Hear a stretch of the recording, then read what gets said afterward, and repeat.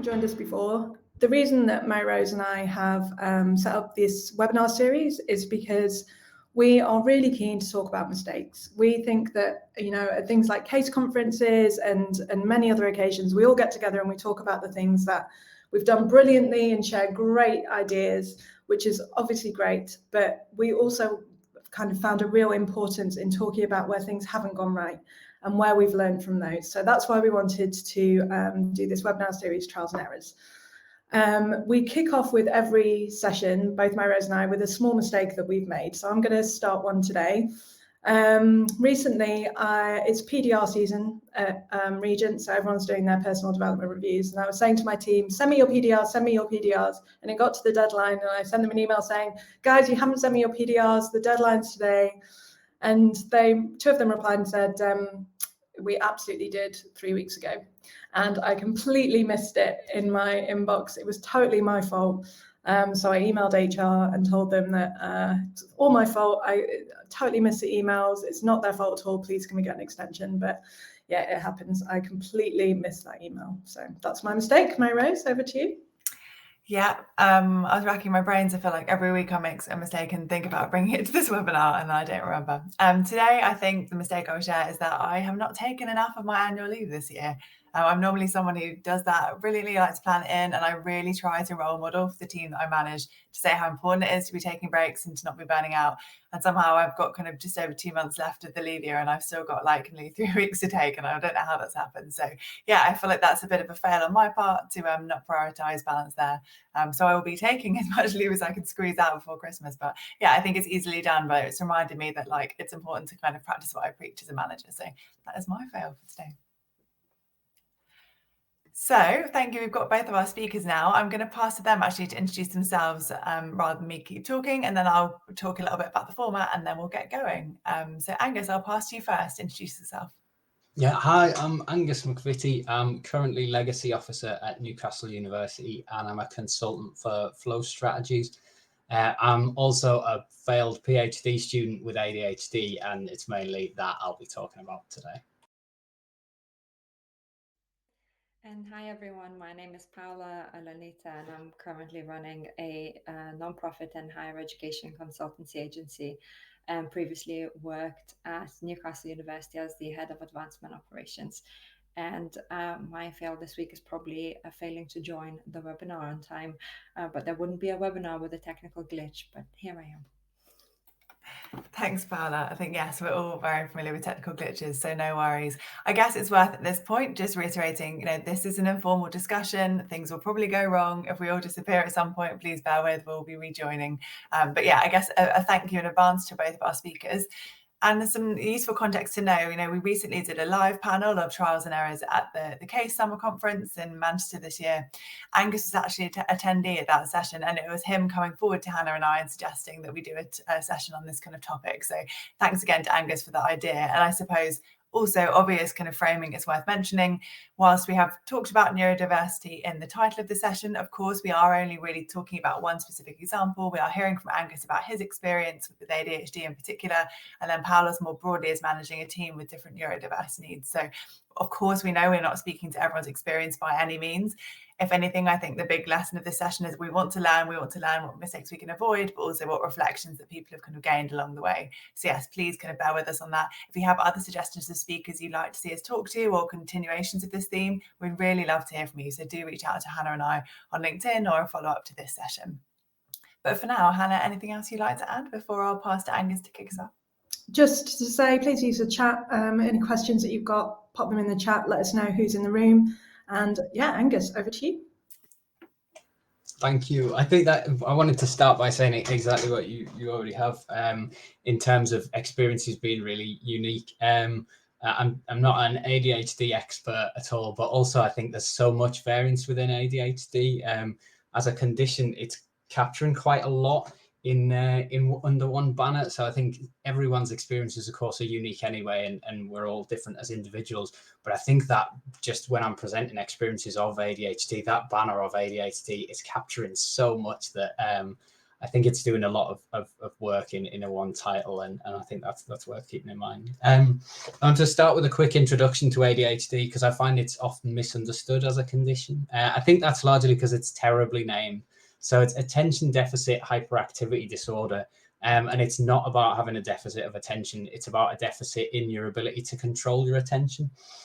So there's 3 subtypes broadly of ADHD. Again, I don't think these subtypes capture all the variants, but they're the ones that we've got. So there's the inattentive one, hyperactive/impulsive is the other. And then people like me have combined, which is where you have both of the other types at the same time.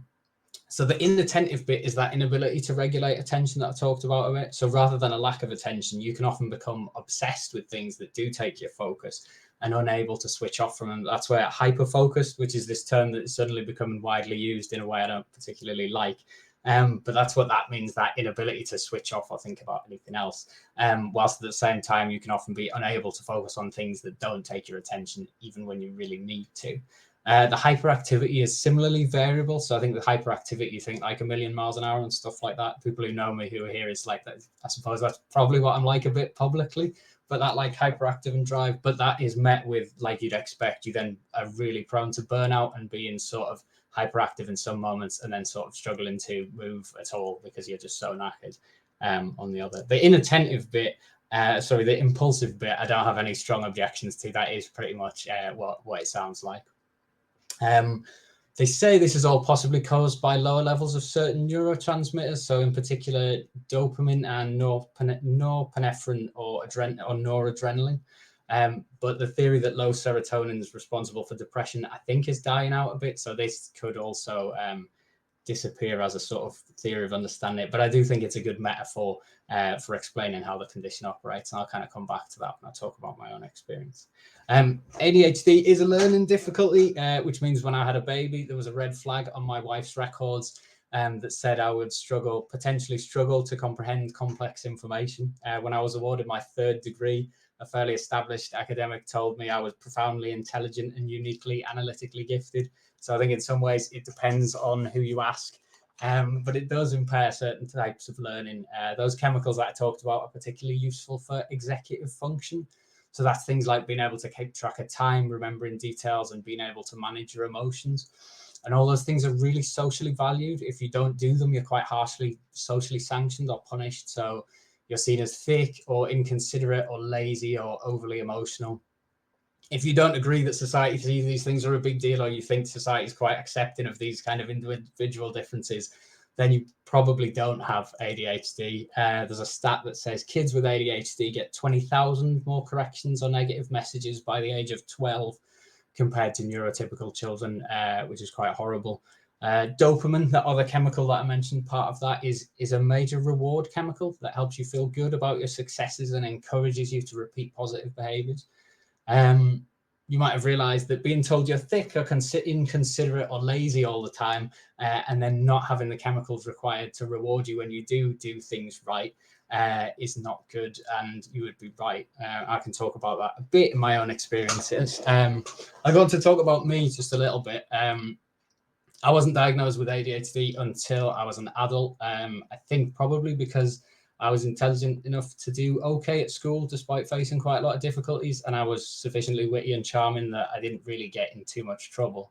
It did mean I grew up thinking I wasn't educationally gifted, that I had talents that lay outside of that sort of thing. I certainly didn't think I was someone who really should have gone to university. Reluctantly, I did. I went through a widening access program. When I got there, I was surrounded by really posh people who I thought were much more suited to higher education than me, and I got the impression that some of them might have agreed. While I was there, I lost 2 stone, mainly of muscle. I used to be in quite good shape, and I worked insanely hard. At the end of 3 years, my supervisor suggested I do a PhD.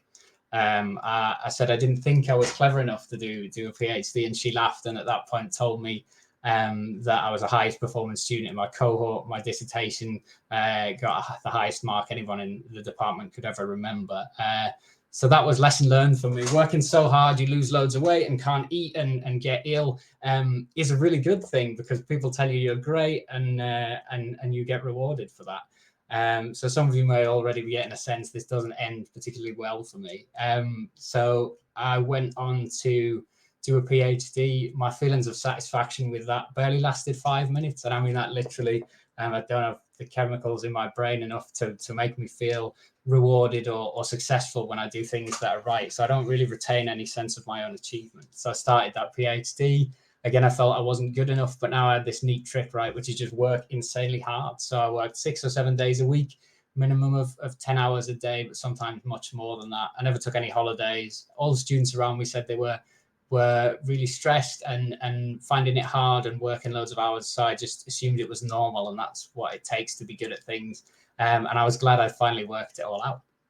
And then while I was about halfway through the write-up for my PhD, so all the research done, I'd done the literature review, basically all the research completed, everything, like last hurdle. I woke up and my eyes wouldn't focus. There was all this like streaking across my vision. I couldn't see properly. And it didn't go off after a few hours. So I thought I'm probably going to have to do something about that. I left it a few more days still, and then went to the opticians. When I went to the opticians, they said I needed to see a specialist straight away. And then Boris Johnson came on the telly and said there was a lockdown, and so we couldn't leave the house. So in the meantime, it got loads worse. I was dizzy all the time. I started falling over lots.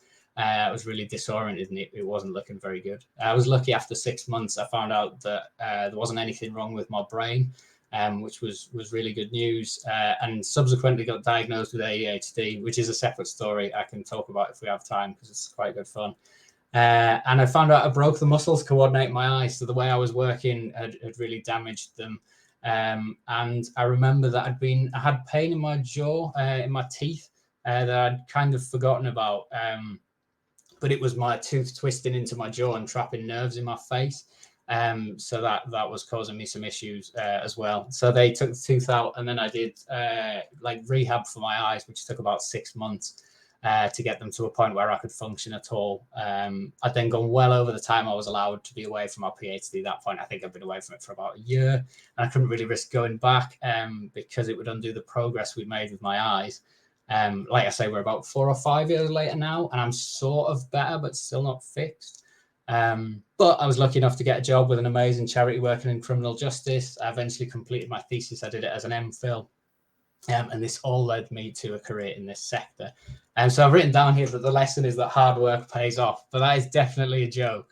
There's loads of different lessons for me to learn. I'm happy to talk through and unpick them. But the big things I hope people might take from it or can learn from my mistake is a bit about what ADHD is like, because it's not just like kids being a bit disruptive in a classroom.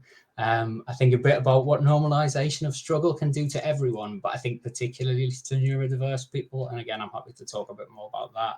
And also, I think a warning for everyone, if I can, please, is that we all have this thing, like if I just push myself for a couple more days and after that, I'll probably still be all right. And one day you wake up and it's not, and it really sucks. And I would avoid that if you can.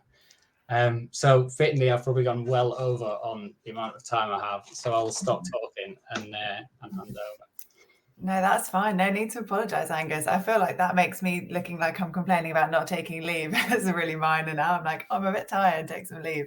That's such an incredible example to share, and thank you, because I think anyone that hears that story, you like almost like viscerally feel like how your body must have been feeling to have such extreme responses to that level of stress. So yeah, thank you so much for sharing. And I said, as a quick side note, it is incredibly impressive how much you have achieved and your kind of academic achievements with all that going on. So yeah, huge well done to that. There's lots of questions I think we can ask to follow up.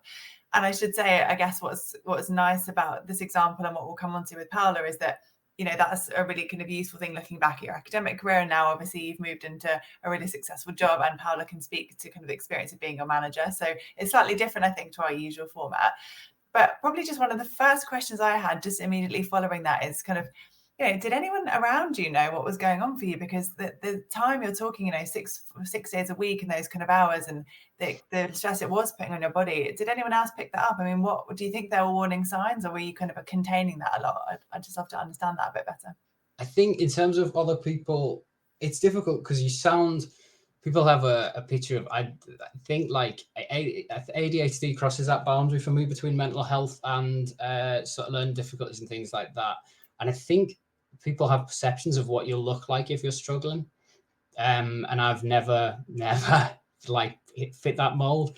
And so I don't think so. I don't think anyone outside of that. And then it's that thing where people close to me, family and friends and stuff like that, were just like, that's how I behave with everything in my life. You know what I mean? So like I talked about being, when I was a kid, I was in insanely good shape because I started doing weights and boxing and martial arts and stuff like that. And I did those and I trained, like I'm full of injuries all over my body is injured.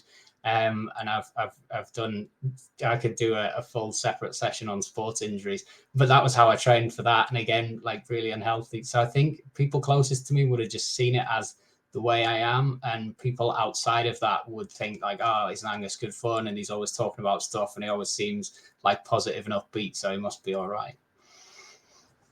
Angus, you said that you stepped away from the PhD too long to go back again, but did you want to go back?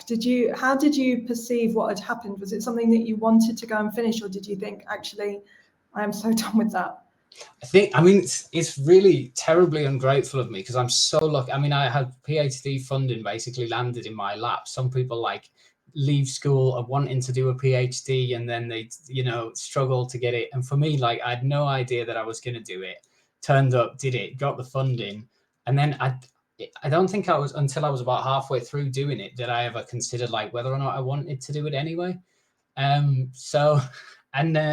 I mean, in terms of things that I enjoy doing, I mean, I got good at it. And so I suppose everyone likes doing things they're good at.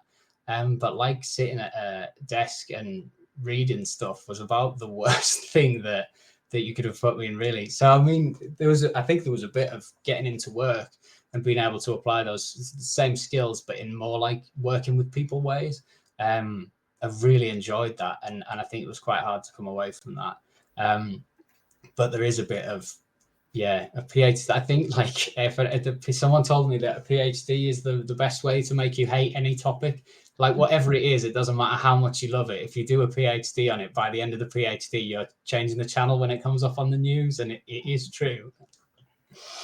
So I think that actually leads quite nicely. And, you've mentioned before that, you weren't able to go back to it and it wasn't the right thing. So tell us a bit more then about what your path was next. Where did you go when you reached that point where, perhaps you had done your MPhil separately, but you realised you weren't going back to your PhD. Thankfully, your eyes were starting to heal a bit. What was the next path for you in terms of your career and what led you to where you are now? I was really lucky. So a charity that I've been involved in, working in criminal justice, I've been involved with them a bit, doing stuff with them, and there was a job came up with them, and I applied to it. I was a good fit for it, but it was whether or not I would be able to keep it up, just because like I was still, when I applied for that job, I still couldn't work anywhere near like full days. Even I was like, I could finish about 3 o'clock because I was still getting like horrible symptoms and headaches and all sorts. When I applied for that job, the people there said that that they would be happy to take me on, and that I could, work up to however many hours I felt able to do over time, because they felt that I could offer them something, which was lovely and really nice. And I have to say, not something that I probably would have done myself in their position. Like I would have felt very sorry for me, but I don't know if I would have taken that risk. But then my boss there, I think while I was there, the organisation about doubled in size in terms of their budgets for the year, and I raised the vast majority of it for them. They taught me how to do fundraising, and I got quite good at it. So they say it paid off for them. I hope it did, but definitely I don't know where I would have ended up without them giving me that chance. So I think that actually when we had the pre-conversations for this webinar, there were so many things coming out of it that I was already thinking, these are such good lessons for a manager. I mean, that's such an honest insight, Angus, that like maybe you wouldn't have taken that chance previously, but now using your own experience, you would have. So I think it's great to already have that reflection. I think this is a really nice time to bring in Paula, actually. I guess, you have been one of Angus's managers over the time. It would be great if you could share a little bit about your experience and I suppose what we spoke about before around you have managed kind of multiple different people on the team, and how that's changed the way you've approached things. And then Angus, we can still come back to some of your experiences after. Thank you. And Angus, it's really great to hear that full sort of story. I've never actually heard it all in sort of in one very well put together sort of line. So it's really interesting. Thank you. So Angus and I have worked together at Newcastle University, where I managed the operations team. And actually that was a sort of a brand new team that we've built together. So the team of 5 of us that we've recruited over the course of 1 year. So we did really have to put a lot of effort in sort of building that teamwork together in a department of 31 at the time, I believe. So to start with, I think I would just say that I'm by no means an expert in this field at all. And actually sort of working in that team at Newcastle University was my first time being exposed to working with neurodiverse colleagues and managing them. So it definitely was a lot of sort of trial and error in the process of that. I'd probably start by saying that there's nothing outrageously novel from how you manage your neurodiverse colleagues as opposed to neurotypical colleagues, and it doesn't feel to me that it's rocket science. You don't have to reinvent the wheel at all. And if anything, the way I approached it as a manager was making it less about me and how I prefer to lead people and how I prefer to manage people, and making it all about each and every individual person in the team. So less about it being one team constantly, and more about how do I work with each of these individuals separately. What do they like? What do they not like? What makes them tick at work? What do they find difficult? And this part in particular is the hardest one. I don't think any of us find it easy to talk about things that we find hard or things that we're not very good at. And certainly for colleagues who are new to the role, for some of them, it might be the very first job they've ever had or very first office job they've ever had. It's particularly difficult. And I think when you add neurodiversity as another layer on all of this, it makes it even more challenging. So the way I tried to do that was through the lens of sort of psychological safety and trust at work. So I really tried to form very honest relationships, again, with each one of the individuals. So instead of kind of enforcing a solution or thinking of how I want the team to work, I actually just took lots and lots of time, and I mean lots of time every single week, to just sit down and without rushing through the agenda, just have an honest conversation about how their weekend was and what do they do outside of work and who are they as individuals. And then through building that trust and any requests, and obviously asking for lots of feedback, asking for how I could make their work life easier, and actually adapting and responding to all of these different needs and maybe requests in at some points, build safety and trust that whatever it is they request of me, I will deliver. And that has helped, I suppose, most of these colleagues sort of open up and talk about the things that they did find challenging. I think with Angus, obviously, as you can see, he's so open about this, and we had many very interesting conversations about it. With other colleagues, it might be a little bit more challenging. So it's really important to take your time, be open enough to reflect, open enough and vulnerable enough as a manager to say, I don't understand this. Could you explain it to me? Can you tell me in some examples as to what you find more challenging?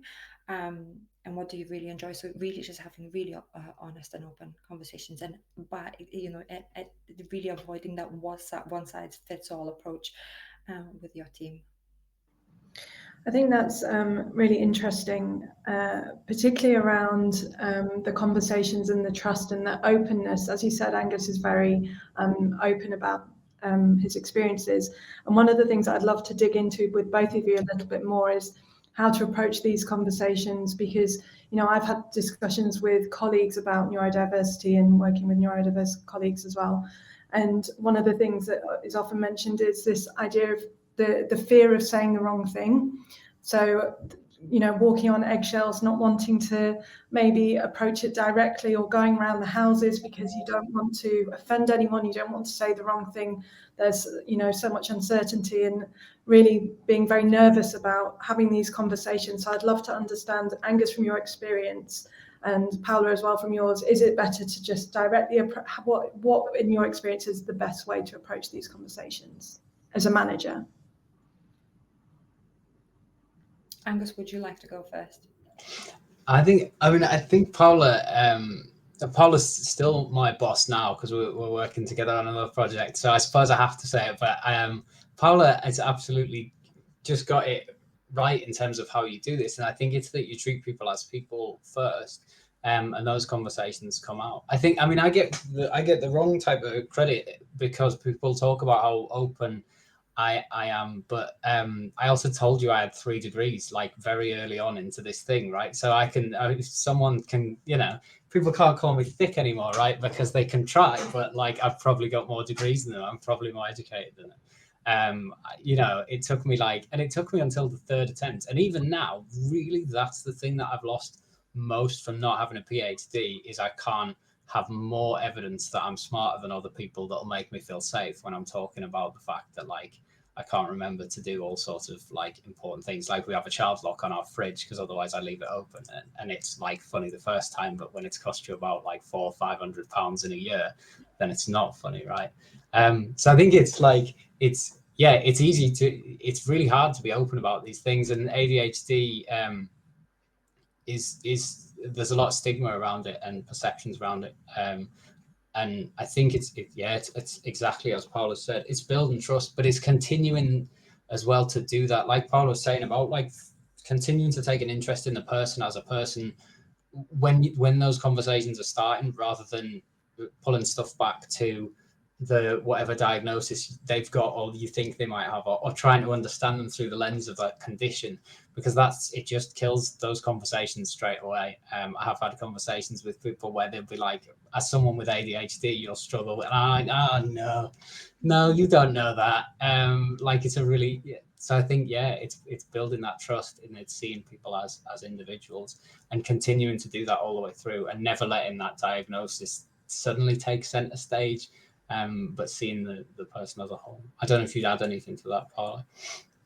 Yeah, that's very interesting. And I think the fear of saying the wrong thing comes from assuming. You really don't want to say that someone might have ADHD, and you really don't want to start with that in any situation in your life generally, right? You just don't assume. And I think if anything, you just ask questions. So, for example, you might sit down with, your colleague who is constantly failing to meet a deadline, and just ask the question, I've noticed that deadline seems stressful to you at times. Can you share a part of the process that you find challenging? Are there any adjustments I could make as a manager to support you better? Is there anything we could do to work around this? And you, again, may notice there being a pattern, but you don't assume that someone has a condition of sorts. And so you really don't work with a diagnosis or condition, and that's the bit that you would find sort of more uncomfortable. You work with the issue at hand, which is either someone failing to meet a deadline, someone working at 150% capacity, which also happens. And I think as Angus tends to sort of work really hard on things, sometimes you have to work together as a manager with that colleague to help them take a step back and take annual leave and rest and take lunch breaks, right? I always say to people, as a manager, your job, especially if you work in an office with your team, is to make sure they take lunch, make sure that they go for a walk. Could you make some of those meetings a walking meetings? If someone's struggling to sit down in a one-to-one meeting with you and look you straight in the eye, and you can see that they're visibly, physically uncomfortable, could you sit right next to them and look at a sheet of paper where you've jotted down things that you want to discuss? What adjustments can you make to make that person feel more comfortable in a one-to-one setting with you in their workplace and about themselves within the workplace? Mm-hmm. Thanks so much for sharing that, Paula. I think, that's some really relatable examples there that I think people can take away. There are some brilliant questions in the chat, which are following some of these themes, so we'll come to them in a second. But just before we do, because I wanted to make sure I asked this, Paula, we spoke before, I suppose, about what you see the role of the manager and on perhaps an advancement team where there will be teams working with your team, a data operations team, who, at the moment, for example, like you had experience of people having more neurodiverse needs on that team versus other teams that might be kind of different types of personalities or different needs. Could you just talk a bit more about that and your experience as a manager and kind of navigating different groups, as well as those immediately working with your team, but also those working perhaps more further afield? So my experience in terms of my career has always been working with data, but usually in fundraising teams. So I'm aware that there usually are sort of some difficulties in communication between fundraising and communications teams, and then fundraising and data teams. And that seems to always be the case in sort of many charities and higher education institutions.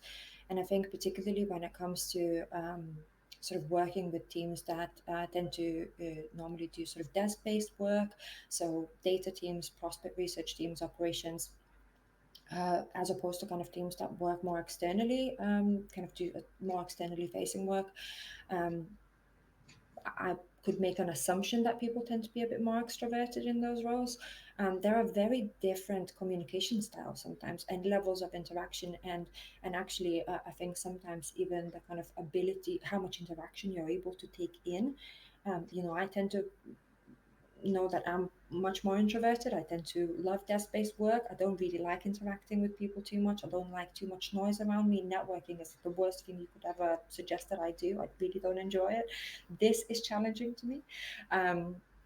So it's very important to be that bridge sometimes. And again, there are varied levels of expressing yourself. So for example, and again, I'm really stereotyping here, but you may find that someone who's in an externally facing fundraising role wants to sit down in a group of 5 and just brainstorm and come up with some ideas and jot down a quick plan.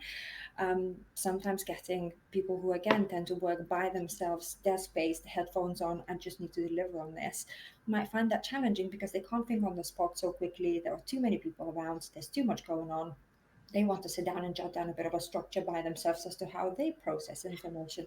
So sometimes being able to, and again, it is difficult, but working with your team and knowing your team really well. So again, through that trust and psychological safety, understanding how each of your team members work, you can then assist other teams in finding the best way to get the best work out of your team. So as a manager, I suppose that would probably be the kind of the fundamental role that you would play. Thanks so much, Paula. That's really helpful to know. I really like the idea of the manager as a bridge. I think that, that makes a lot of sense, regardless of what the team is like of dealing with. Different teams have different approaches and things. So that's really helpful. There's lots coming into the chat. So I think let's ask one of these. There are lots of brilliant suggestions. We'll start, I think, with one, Angus, just going back to your kind of original story. With hindsight, someone's asked, what advice would you have for people struggling with symptoms of ADHD or any kind of neurodiversity, diagnosed or not, to get support while studying or in the workplace? I think it's tough because it's really hard to get diagnosed with ADHD. It takes forever at the moment. There's massive queues. I was really lucky because the university paid, while I was a student, the university funded an ADHD assessment. Anyone who is a student that has access to that sort of thing, I would encourage to go for it while it's there, because the universities can often put you through a private diagnosis process. If you have to go through it on the NHS, it takes I think it was like a 2-year wait for a while, so it's really tough. I think a diagnosis does help. To an extent, it just helps because for me it was just mad when I got diagnosed. Everything made sense really quickly. Even I had to be assessed twice because I was assessed privately through the university and then again on the NHS to get medication. And I was nervous before my second assessment because I was it explained so much of my life that I was really worried that they were going to say, "Oh no, you don't have ADHD actually." And then I was going to stop understanding myself again. But that self-understanding is really good. But also just looking for, even if you don't have a diagnosis, if you think you've got any kind of condition, then I think it's fine to just look for ways of managing that condition, and not feel like someone's like the ADHD sort of police are going to come and make a judgment on you and whether or not you're right. Like if you think you've got it, then you just probably have.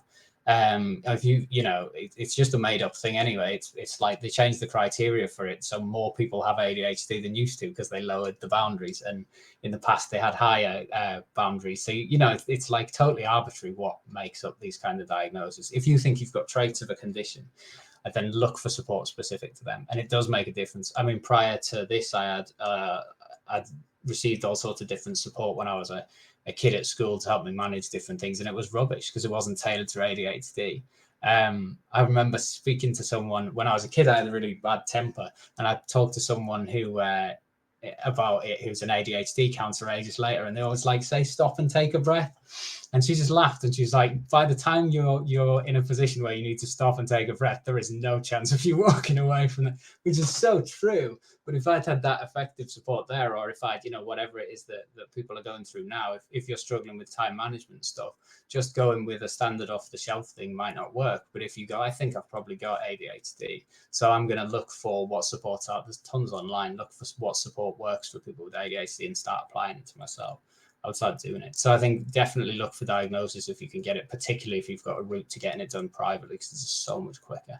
But irrespective of the diagnosis, just treat the condition you think you've got. And if the interventions you're using don't work, then maybe you don't have, that. But if they do work, then just keep doing them. Amazing, thanks, Angus. And talking of interventions, Holly's asked in the chat, what have been the most helpful things your managers have done to prevent you burning out in different roles? For me, definitely, it's the stuff Paula just talked about building relationships with people. So I've worked with Paula. You can have those conversations, and you it's that if you don't create space to be vulnerable, then you can't have a serious conversation about things like that, because people are like, oh, you're working too hard. I go, oh, I know, it's terrible, isn't it? And then, we all have a laugh and move on. When you build that trust where someone's like, I'm a little bit worried that you might be overdoing it a bit, you can stop and you think about it seriously, and you can have a grown-up conversation about it. I think that is the thing that's better than anything else, is building that trust and relationship with someone. And that's that whole thing about vulnerability goes back exactly to what we're trying to do here overall, is to give people the space and the kind of tools and the ideas to be able to have those vulnerable conversations across the board, whether it's about mistakes that we're making or what we're experiencing. So Paula, did you have anything to add to that around spotting when somebody's burning out or anything like that as a manager? I think it's just about taking quite a lot of time to see how your team works and really just sort of follow their work throughout every week. I think as managers, we tend to focus on what we need to achieve, what the team needs to get done that week, that month, that quarter, and kind of really pushing that forward. And actually, I always think it's just about making sure your team gets to do the best work they can. So you really want to keep checking in with them and kind of just checking in on, not so obviously, and making sure that they're okay, but just looking at the work they're delivering on, and are there ways in which they could make that they might not need to do as much. With some colleagues, you look at their work and you go, you don't need to work that hard on this, actually could be stripped down. With others, you might need to give them a bit of a push to get them to refocus them a little bit, help them plan their schedule, making sure that they're not overworking, underworking. So really just taking as much time as you can and kind of just focusing on them. Obviously, sort of offering flexibility as well is very important. So just making sure that, again, being vulnerable helps. I think I try to do that myself. I'd always say things like, I find it really hard to work in an open plan office. There's too much noise. I get really distracted. I get overstimulated easily. So I do actually need to sit down somewhere else. And I always kind of over talk people through that. I'd say I'm just going to book myself a little meeting room in the other part of the building, just because I can't really be around people for the next 2 hours because I'm really struggling. And actually, if you as a manager feel like you're okay to say that to your team, they'll be much more likely to open up to you as well. So really putting as much of your focus and attention on your team, and also being able to be vulnerable and actually form friendships as well. I think as managers, sometimes we're a bit fearful to get too close to the team, because you're the manager and you need to sort of step out and make sure that, kind of lead in that way. But I don't believe in that at all. I think that there's a way to, as long as you know how to have those boundaries between sort of personal and professional, you do need to make sure you have very close relationships with your reports. Agreed. So, Mary-Rose, I've realised I'm just running with these questions now. I hope that's okay. There's a really great one here from Becca, actually. I think people can feel really nervous about disclosing a diagnosis of ADHD because of the general lack of understanding that people have. It feels like a bit of a lottery based on the attitude of your specific manager. What do you think an organisation can do as a whole to make it less of a lottery? Which I think is a great question. Hannah, could you repeat that question just once again? Sorry, I think it's my internet connection. No, that's absolutely fine. So Becca says, I think people can feel really nervous about disclosing a diagnosis of ADHD because of a general lack of understanding people have. It feels like a bit of a lottery based on the attitude of your specific manager.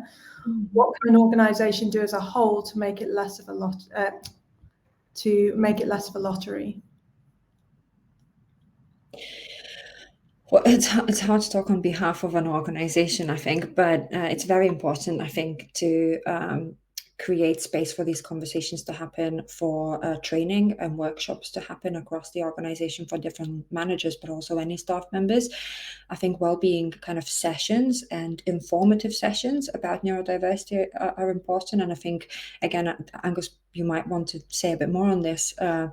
But I always think if you're creating space for information and advice to be shared, then the organization is building trust around its employees that they are being supported and they are in a safe space. So it's the same concept as a manager. You want to make sure your team feels like they can feel like they can trust you.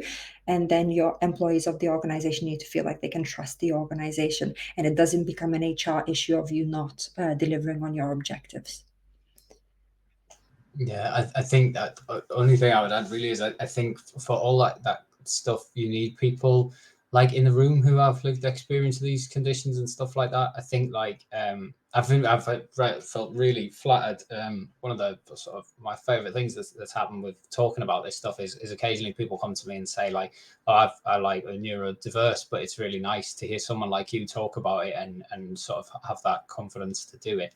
I think there's loads of people like me about who feel sufficiently successful that they're quite confident to talk it, and there is a like standing up for it element. Like you are, I'm quite happy to be confronted by prejudice about this. I mean, you are either way, but I'm happy to have those conversations and to tell people where the misunderstandings are and things like that. And I think and there's people far better positioned than me to do it as well. I think having people in the room in those kind of training sessions are about who can be part of those conversations. And I think, I think there's sometimes reluctance to do it. And it's like, oh, but if we have someone with ADHD in the room and then someone's got a question about ADHD, they might be worried that they'll upset them and so not ask it. And I think it's much better to work with the person with ADHD who you bring in to say, oh, by the way, it's not a difficult situation to navigate. Like my first assumption would be some people are going to feel uncomfortable asking these questions. So I would start off by addressing that. It's much better to get the person, bring someone along who's comfortable with those kind of discussions and have them there than to have these like kind of weird conversations about neurodiversity where it's a like room full of non-neurodiverse people being like, imagine what it must be like for them. It's like, you don't have to imagine, we can tell you. Yeah, exactly what I was referring to earlier. Yeah. We've got some really great questions going on in the chat. We've got another one here that says, quite often I've heard that neurodivergent people are excellent for this focused, detailed data work, i.e. prospect research, insight or due diligence. But how do you avoid the neurodivergent employee ending up being pigeonholed into a very specific line of work that basically blocks any career development? Do you think, what are your thoughts on that? Very good question. I think the team at Newcastle University, I think we were really lucky that we all had the same understanding that it's very important to get each colleague to pick a side project outside of their sort of job description that they found interesting and exciting for themselves to work on, and then created opportunities and given allocated time for them to work on that. So obviously it wasn't the expectation that they would do that outside of their working hours. It was all within that time. And then they got to choose whatever it is they wanted to do. So again, stereotyping someone who might be predominantly in kind of data management, data and kind of import-export role, might go and work with a fundraiser and go into some of the one-to-one meetings or help plan an event. Obviously, things like graduation ceremonies and supporting those. As an operations team, Angus may remember, we all went and volunteered at the graduation ceremony together and had a great time. And that, again, creating these different opportunities for people to engage in things that they would find interesting. Again, not assuming that they might not just because of the role that they have is very important. So as an organization, just creating more space to do that. And actually, I think Newcastle at the moment are now trying to do that across different departments. So it's not within the advancement department and that would be done. It's actually helping kind of cross-departmental work as well, and engaging in different projects, which I think is super exciting. Thanks, Paula. So Angus, can I ask you a kind of related follow-up question based off something we spoke about actually in the prep call for this? I guess, how have you reflected, when you've seen kind of managers be so flexible, sometimes that you mentioned they can kind of still almost let people hold themselves back? And I guess in thinking about career development, would you be able to speak a bit about that? Yeah. I think that it comes back to that thing about nervousness around talking about these things and not wanting to upset people to an extent. And I think that this is the thing that I see that upsets me more almost than like outright prejudice against neurodiverse people, because at least that is a problem that we can all recognize and see. I think you also see people trying to over accommodate people and in doing so creating a ceiling on their opportunities for personal development. So it's as Paula said, you could look at things like my timekeeping is like not good. That's something that I struggle with because I'm focused on whatever I'm doing, but not whatever else is going on around that. You could just totally leave that, because I've already declared openly I've got ADHD. So if everyone's too nervous to be like, oh, Angus's timekeeping is terrible, but we better not do anything about it because then he might be upset because of his ADHD, then that's it for me. Like you can't promote me to, more and more senior roles where I'm meeting with the vice chancellor because I might not turn up. And so my career is stopped there, and I see it often with people. And it's difficult to an extent, and there's ways we've got to navigate it. But I think you've got to look at that. I mean, the way I look at it is just like supporting that person. Am I helping that person? I got like the worst example of it when I was in my first job, where someone who was not directly managing me but was involved in the school I worked at, who said that I had like I was too high energy, and that people wouldn't take me seriously in my career. That is useless feedback, because I am too high energy, but there's nothing I can, like beyond sort of sedatives, there's nothing that I can do to address that for you. So those kind of things but it's exactly the same as it would be with someone's personality. We can see those with other things. You could look at someone and be like, this is how they are. It's not a skill thing. It's just a thing about them, and I don't like it. So, there's nothing we can do about that. It doesn't come into performance at work. But if you can see something where you're like, okay, so there's got to be strategies to help them manage this. It's not about who they are as a person, deeply. My poor timekeeping, I don't really identify based on that. It's something that we can address with strategies. And I think like taking those opportunities to do that. And again, that builds trust, because if you're working with someone and they're like, it's, I think, really extra important to highlight skills people do bring, because it's rubbish if someone's just like, oh, Angus, your timekeeping is rubbish, you talk too much, and you don't know, you repeat the same stuff when you're answering a question, which I've probably strayed into now. But if you just pull all of me up on all of those, then I've already got all these issues around self-esteem because I've grown up being corrected and told I was rubbish all the time. Then that's going to really hurt. But if you can tell me some nice things about myself, and then work with me on something, and it's not like fix this, it's like let's work together to find ways to manage this better, then that builds way more trust, and I'm going to engage a lot more in those kind of discussions. And again, coming to the conversation about when people are going to disclose they've got ADHD, if someone's really nice to me and we have that conversation about timekeeping, I reckon that's a conversation where someone who's less out about their neurodiversity than me might say, well, actually, I have a few issues around that. I've got diagnosed with ADHD when I was a kid, and you can have that conversation there, showing that you're going to help someone manage things about their condition that they maybe struggle with is probably where that's going to come through. I think you're much more likely to get it through that route than ask someone if they've got ADHD and then they tell you the things that they struggle with. Thanks. That makes a lot of sense. So yeah, thank you for sharing that. I'm conscious that we haven't got much time left. So before Hannah and I wrap up, I thought I'd give a chance for both panelists. If there's anything you feel like you'd like to share that hasn't come up yet, or any kind of closing thoughts. And I know we have touched on a lot of common themes around, I guess, just getting comfortable with the conversations that, individualized kind of management, and I guess, just being kind of vulnerable as a leader. But yeah, I guess, Paula, I'll come to you first. Any kind of closing thoughts that you would like to share before we wrap up? Thank you.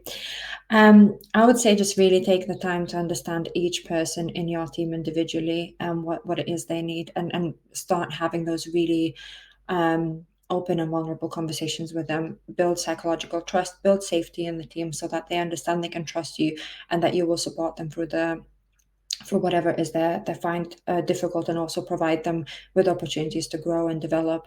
And I would probably start there, and I think everything else will naturally develop as you build trust. Go on, Angus, over to you. I think these kind of conversations are brilliant. I think the more we can create opportunities for managers to say, this is the things that I find a little bit uncomfortable to talk about, and I'm not sure the right thing to say, and for other people, neurodiverse people, to talk about their experiences. I think the more we can have of that, the better.